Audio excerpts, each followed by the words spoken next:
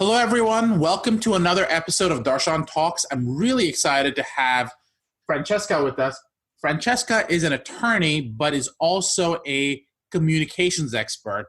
And I say that because she's actually teaching a course on communications at Wharton, which I happen to think is kind of awesome. So I'm really excited to have her on. She's going to be talking to us about pharmacists and how best to engage with patients as in the context of better communications. This is the Darshan Talks podcast, regulatory guy, irregular podcast with host Darshan Kulkarni.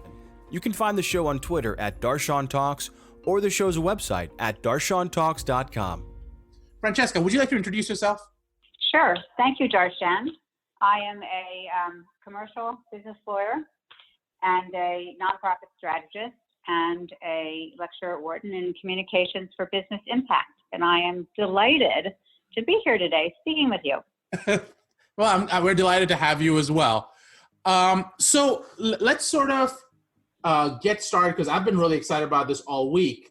And I've been thinking about pharmacists. And as you know, I'm a pharmacist by training as well. And I'm thinking about all the different times I had to engage with patients. And I was always confused. I mean, we take courses in communication in pharmacy school. And it's always someone teaching us to effectively be professional. And that may very well be the right answer. But I've always wondered, do you think that it's always, like, being professional is the right way to go as a pharmacist? Is that the default, if you will? It depends on the circumstance. Okay. Like all of life, right? It depends on the circumstance. It's the joy of being a lawyer, right? Yeah, I mean, if you're in a professional environment and they are coming to you for professional advice, then yes, that's where your patients see you. And when we talk about communication, I will say that there are lots of different bits to communication. It's about content, it's about purpose, it's about the way you structure things, it's about the way you craft and you deliver your message. So there's all these different bits that have to sort of strategically align for you to be able to communicate clearly with your audience. But when you ask me that question as to the professional, whether you communicate as professional, you are talking about the delivery system. Right? I guess I don't know. When you say delivery system, what are you thinking about? When I think about the delivery system, I'm thinking about the way you communicate your message. Not necessarily what your message is, but the way you communicate it. The way that you deliver it to your constituents, for lack of a better term. Yes. So I think I am talking primarily about the delivery system. I think I'm also talking, to go to the delivery system, I'd also say we're talking verbal communication as opposed to written communication. But let's explore that a little bit further. Let's say we're saying that it's a physician, it's a patient coming to a pharmacist and saying, I have a question about this new drug that my physicians put me on. To me, that seems to fit that quote unquote professional environment. Is that fair, or is that what you had in mind? Absolutely. Okay. Absolutely. So if that's true, what are the hallmarks, you think, of a professional communication in that context? The hallmarks of a professional communication are going to vary depending on the professional, because communication in the face-to-face kind of communication you're talking about, where you're talking about someone sort of maybe walking into the pharmacy, sees you standing there, asks you to come over and says, I have a question about a medication I'm on. Yeah. Right? It's a personal question for the person. Correct. And your response, the way you deliver your response is going to be very important. And you have, in this type of an interaction, your delivery system is comprised of three things: visual, verbal, and vocal. So the visual is the way you respond by the way you look. How does the way you look matter? Right. It matters a lot. If you Right. look at the person and roll your eyes, like I have better things to do but talk to you, but okay, you're here standing here, I'll give you some information. Right. That's going to make a huge impact no matter what you say. So you have the visual that you need to think about. You have the verbal, which is your choice of words. Often when you're talking about a drug, you need to use very specific words. And sometimes those specific words are not understandable to the patient. So you never want to use jargon because that's an industry talk. And Right. your patient isn't in your industry, presumably, unless your patient is in your industry, where you may want to. But best to say things simply. Best to act as if you're speaking to a child and say things simply, no matter who you're talking to. Right. And then you have your third sort of important delivery aspect is your tone. So are you speaking harshly? Are you speaking too quickly? Are you speaking with compassion? So you're managing, in that one interaction, you're managing visual, vocal, and verbal. And in order to have the patient come back to you, you want to make sure that you manage it in a way that's appropriate to the patient. So I will now get to what I believe is the most important thing about communication, which is knowing your audience. Right.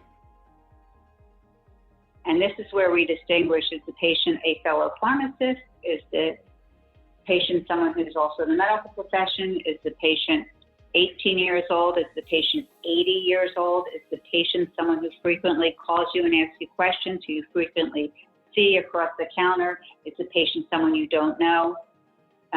All of these factors are going to go into your assessment of how you respond. There's so much to digest here. So is there a default you start with? Do you tend to go, okay, you know what? Everyone needs to be dressed professionally. Wear a tie. If you're a man, wear a tie. If you are,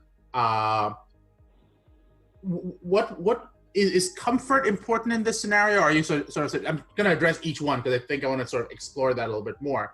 Visual. I mean, let's be honest. I hate wearing ties, and even as an attorney, I struggle with that. But I would imagine that you're sort of saying, you know what, to keep the professional engagement professional, wear the tie. Similarly, well, first of all, if that's true, is that true? And B, what would you say is the equivalent for women?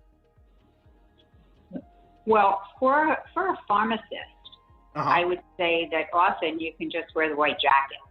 Okay. But you need to dress the way you want to be perceived in general, in the world, right? Right. So if you are the professional in the room, if you are the pharmacist, if you are the authority, then you need to look like an authority. Right. So whatever looking like an authority looks like in your profession, I would say that's how you should look. So if it's simply wearing the white jacket over whatever else you're wearing, if it is wearing a tie, then it's wearing a tie. For a woman, if it's wearing a dress, if it's wearing slacks, it's probably not wearing a bathing suit. Right. Probably not wearing sort of cut off frayed, jeans. If you want to be perceived as a professional, if you want to be perceived as a friend, as someone who's cool and fashionable, you get to pick. But there are some rules around that, I think, that everybody would agree to. So I would say always look professional. Okay. People So are then coming let's to you in take that capacity. Then let's take the next piece you sort of suggested, which was talking about looking like maintaining an appropriate verbal decorum, if you will. And you start off with avoid jargon. And then you said, again, that depends on the audience. And if you're a fellow medical professional, you need to be careful, like talk to them like they understand it. And you're probably right. Like I've been in both sides of that scenario where on one side, when I'm the patient, I don't like feeling feeling that like they're talking down to me. On the other hand, I also sometimes feel like they assume that because I have a clinical background, when I say they, I mean other healthcare professionals, they will say things to me and forget that I am dealing with with my own sort of disease state, and therefore not everything is processing at the rate that it normally would. So I find myself often floundering. What is the best way you think to address that dichotomy, if you will, of engaging with healthcare professionals who are also patients? I would say that your insight just now into the mentality of a patient is your driver. You should speak to your audience in the manner in which your audience will hear it best. I say skip the jargon because if you want to sound smarter, you will make a stronger connection if you explain things clearly. And even to people in your own field, it's wiser not to assume knowledge, because often, and particularly with people in your own field, they may be hesitant to ask you to explain something, thinking they may come off to you as not as knowledgeable in the field if they actually don't know what you're talking about. So exactly, the way to cut through that is what you said, which is just if you speak clearly and you speak simply, then you will be able to connect with everyone. And Darshan, you will realize, and any of your listeners will realize, that this is really difficult now because we are used to communicating over so many channels like Instagram, like texting, you know, like tweeting, that sort of short speak is creeping into our communications. And we don't carefully explain things. And you always want to take time to say why someone should care about what you're saying, why what you're saying is important. We should never assume that other people make the same assumptions that we make, or that they begin with the same basis of knowledge that we make. That's amazing. Obviously, we have tone still left. Stay tuned. We're going to have Francesca back on to talk to us more about tone. And I hopefully can get her on to talk a little bit more about social media and how should pharmacists engage in social media. So we'll find out if we can get her for those conversations, but stay tuned. Thank you again for joining us, Francesca. Thank you, Darshan. It's been great fun. This is the Darshan Talks podcast. Regulatory Guy, Irregular Podcast with host Darshan Kulkarni. You can find the show on Twitter at Darshan Talks or the show's website at darshantalks.com.